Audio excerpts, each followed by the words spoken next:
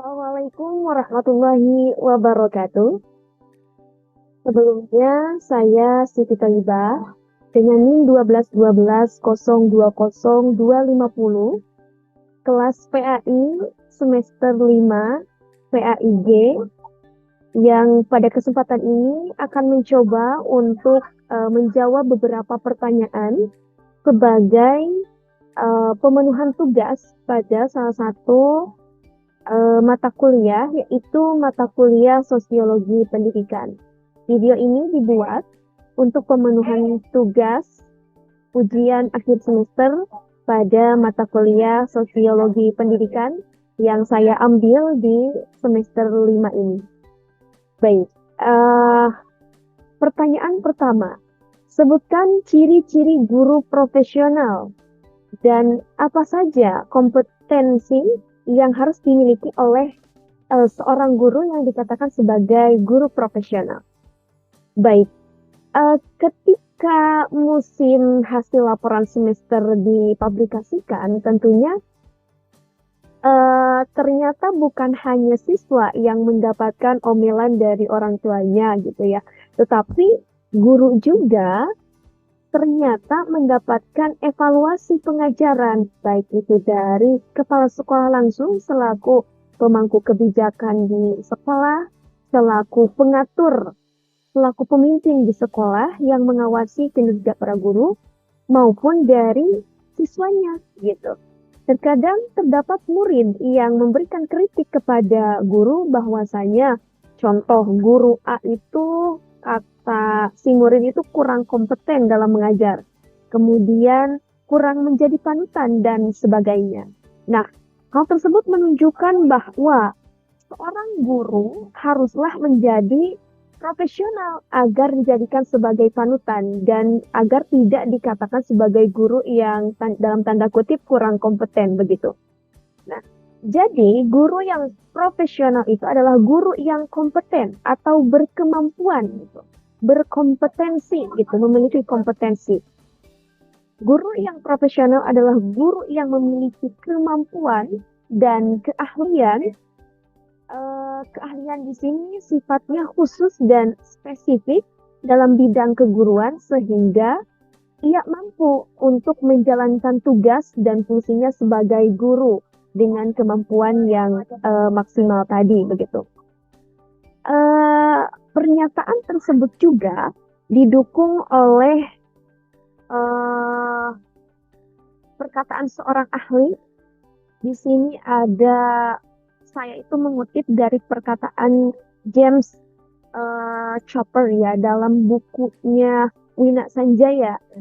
Beliau mengatakan bahwa a professional is a person who possesses some specialist knowledge and skill. Jadi seseorang dikatakan profesional itu ketika memiliki pengetahuan yang spesialis gitu, yang khusus gitu.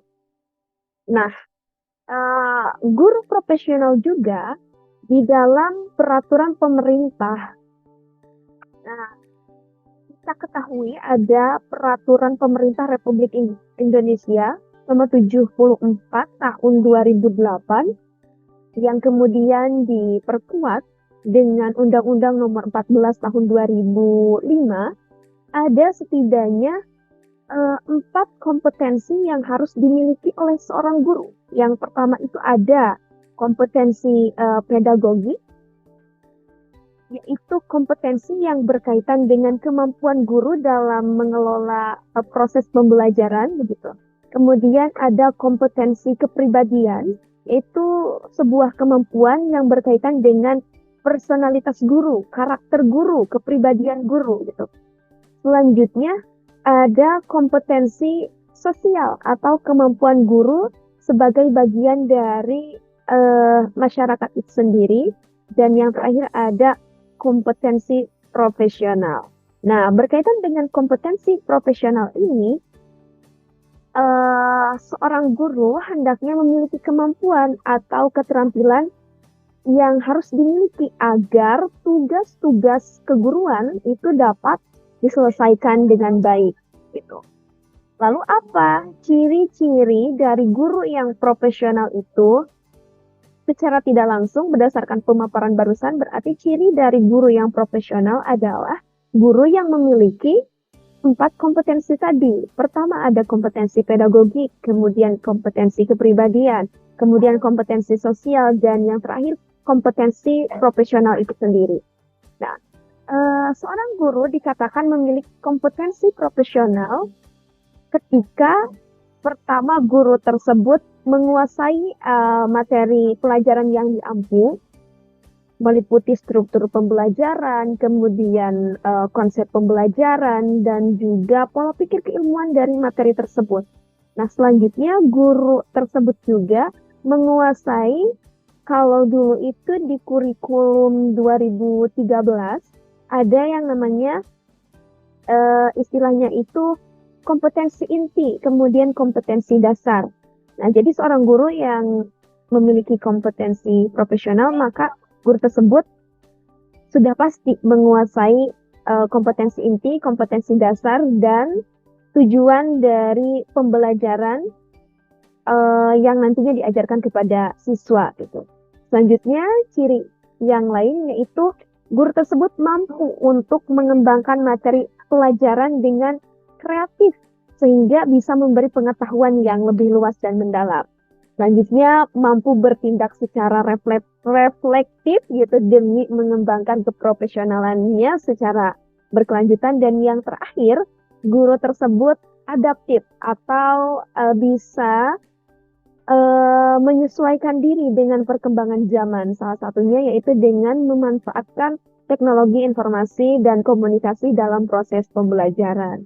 Begitu untuk pertanyaan berkaitan dengan ciri-ciri guru yang profesional dan kompetensi apa saja yang harus dimiliki seorang guru agar dikatakan profesional. Oke, pertanyaan selanjutnya, jelaskan bagaimana konsep mobilitas sosial dan apakah pendidikan mempengaruhi mobilitas sosial gitu.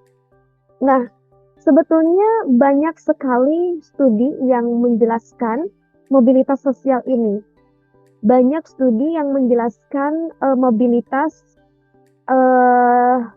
sebagai bagian dari kajian berbagai ilmu pengetahuan. Salah satunya di ekonomi dibahas dan tentunya di sosiologi itu sering sekali dibahas juga. Nah, lalu apa yang dimaksud dengan mobilitas sosial itu? Nah, mobilitas sosial dalam pengertian atau dalam perspektif sosiologi itu secara umum merupakan suatu fenomena berkaitan dengan perubahan status sosial seseorang. Kemudian mobilitas sosial juga atau bisa disebut dengan social mobility gitu, merujuk pada gerakan dalam masyarakat. Nah, yang mana menurut Kimball Young dan Raymond, mobilitas itu adalah suatu gerak dalam struktur sosial berupa pola-pola tertentu yang mengatur organisasi suatu kelompok sosial. Nah, jika kita lihat dari arah pergerakannya, memang terdapat dua bentuk mobilitas sosial. Yang pertama itu mobilitas vertikal, yang dari atas ke bawah ataupun dari bawah ke atas begitu. Kemudian ada mobilitas secara horizontal yang lurus gitu, berada di dalam garis yang sama. Nah, kalau mobilitas vertikal itu berarti perpindahan status sosial yang dialami oleh seseorang atau sekelompok orang pada lapisan yang berbeda gitu ya, mulai dari bawah ke atas misalkan gitu. Sedangkan kalau horizontal itu berada pada lapisan yang sama atau dalam satu garis yang lurus begitu ya. Dalam mobilitas sosial itu sendiri tentunya ada banyak faktor yang mempengaruhinya. Yang pertama itu ada dari demografi gitu, jumlah penduduk, kemudian status sosial, kemudian situasi politik, bahkan ekonomi pun turut mempengaruhi mobilitas sosial ini. Nah, lalu bagaimana posisi pendidikan, apakah pendidikan sangat mempengaruhi mobilitas sosial? Nah, menurut penelitian yang dilakukan oleh Indra Ratna Irawati dalam disertasinya yang berjudul Mobilitas Sosial Vertikal Antar Generasi, beliau menjelaskan bahwa pendidikan itu merupakan faktor yang sangat berperan penting dalam mobilitas sosial. Mengapa demikian? Nah, di dalam penelitian yang dilakukan Indra Ratna Irawati tersebut, dijelaskan bahwa memang betul berbagai wacana baik itu teoritis dan penelitian terdahulu memang menempatkan pendidikan sebagai faktor yang sangat berpengaruh terhadap mobilitas sosial gitu. Secara teoritis, para penganut paradigma struktural fungsional berpendapat bahwa pendidikan bukan hanya berperan penting, tapi posisinya memang berada di tingkat yang tinggi sebagai salah satu faktor penentu dalam mobilitas sosial tadi. Nah, pendidikan ini berperan sebagai lajur gitu ya, alat pengantar seseorang mencapai tujuannya gitu. Bahkan Deng dan Trayman menyatakan bahwa education is the engine of social mobility in modern society gitu.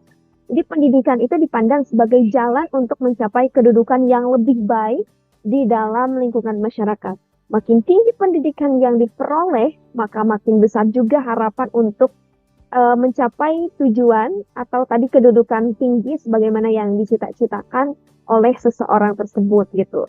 Pendidikan dilihat sebagai kesempatan untuk beralih dari golongan yang satu ke golongan yang lain. Nah, jadi kalau pendidikan itu memang lebih condongnya faktor yang berpengaruh pada mobilitas sosial yang sifatnya vertikal gitu, dari bawah ke atas. Itu semakin tinggi pendidikan seseorang, maka semakin tinggi pula kedudukannya di dalam lingkungan masyarakat. Nah, begitu untuk pertanyaan terkait dengan bagaimana konsep mobilitas sosial dan apakah pendidikan mempengaruhi mobilitas sosial. Selanjutnya, pertanyaan terakhir. Bagaimana urgensi sosiologi pendidikan terhadap pendidik? Nah, kita ketahui bahwasanya sosiologi itu adalah ilmu yang mempelajari sesuatu yang berkenaan dengan masyarakat, begitu ya. Nah, dalam buku Sosiologi Pendidikan yang ditulis oleh Okta Maya dan kawan-kawan, di dalam buku tersebut dijelaskan bahwa sosiologi pendidikan sebagai sebuah ilmu pengetahuan memiliki setidaknya 3 fungsi. Yang pertama, fungsi eksplanasi, yaitu memberikan penjelasan atau pemahaman terhadap sebuah fenomena.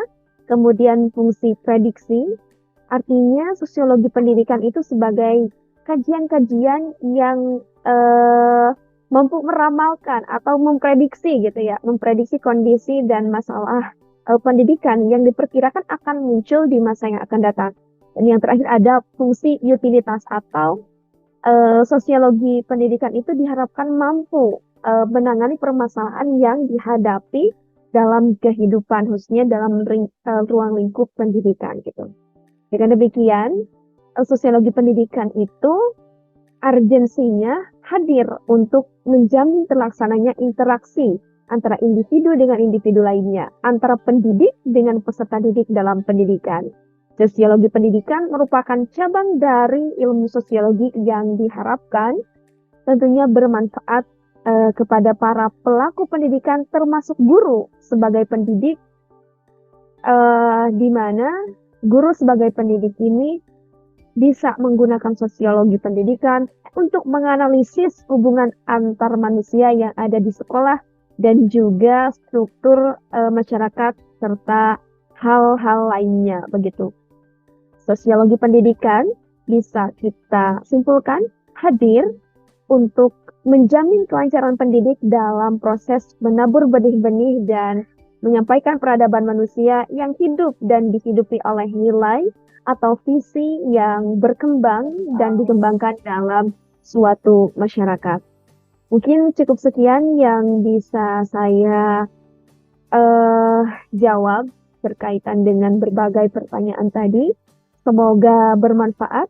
Akhir kata, wassalamualaikum warahmatullahi wabarakatuh.